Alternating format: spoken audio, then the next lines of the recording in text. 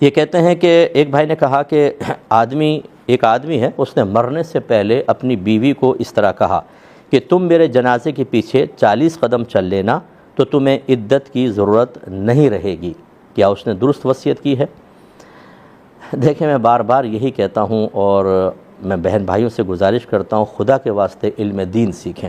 اب یہ مر رہا ہے، قبر میں پہنچ رہا ہے، ہو سکتا ہے کہ برے اعمال کا عذاب ہو اس کو اور دیگر معاملہ، یہ تو ایسا موقع ہے کہ اللہ کی رحمت حاصل کرے، سابق گناہوں پر توبہ کرے، لیکن مرتے مرتے بھی ایک ناجائز اور حرام کام کی وصیت کر کے چلا گیا۔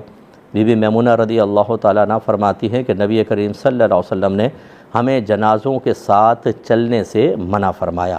نبی کریم نے عورتوں کو سختی سے منع فرمایا۔ پہلی بات تو ہے کہ عورتیں جنازے میں ساتھ نہیں چل سکتی، نبی کریم کی قول کی مخالفت لازم آئے گی، اور یہ وصیت وہی کر رہا ہے، حرام اور گناہ کبیرہ کی وصیت۔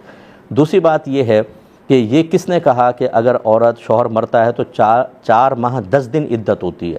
کس نے کہا کہ جنازے کے ساتھ 40 قدم چل لیں گے تو عدت ختم ہو جائے گی؟ ایسا کچھ بھی نہیں ہے۔ جب نہیں ہے اور یہ کہہ رہا ہے تو یاد رکھیں کہ جب کوئی مسئلہ بتاتا ہے نا تو اس کو فتویٰ دینا ہی کہتے ہیں، اور فتویٰ دینے کا مطلب یہ کہنا، یہ دعویٰ کرنا ہے کہ اللہ اور اس کے رسول نے ایسا فرمایا اور یہ فرمایا نہیں، تو پھر گویا کہ اللہ اور اس کے رسول پر جھوٹ منسوب کرنا لازم آتا ہے۔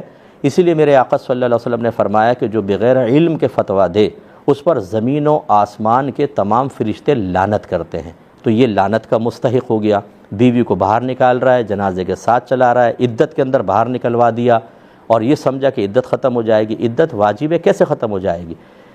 اور یہ 40 قدم، یہ تو 40 قدم اس نے کہا۔ بعض لوگ کہتے ہیں کہ بیٹی کا قدم بس باہر نکالوا دو تو عدت ختم ہو جائے گی۔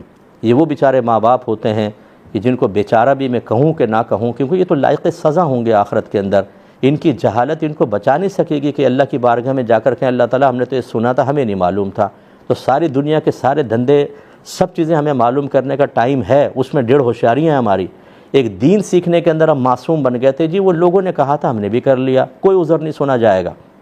اس قسم کے مسائل کا علم سیکھنا فرض ہوتا ہے، اور یہ رسوا ہوں گے میدان محشر میں۔ تو گویا کہ یہ اس نے جو وصیت کی یہ حرام اور گناہ کبیرہ پر مشتمل تھی، اور اگر عورت نے اس پر عمل کیا اس کا گناہ کا وبال کس کے اوپر آئے گا۔ اور آپ اندازہ کریں جو آخری وقت میں اپنی بیوی کو ایسی وصیت کر رہا ہے، اس نے زندگی بھر کیا دین سکھایا ہوگا اپنی بیوی کو، اور کیا دین پر چلایا ہوگا۔ خود بھی گناہ کبیرہ کا مرتکب، بیوی بھی گناہ کبیرہ کی مرتکبہ، بچے بھی اپنے ماں باپ کو دیکھ کر دلیر ہو کر شریعت کے خلاف چلتے رہے ہوں گے، سب کا وبال اس کے اوپر۔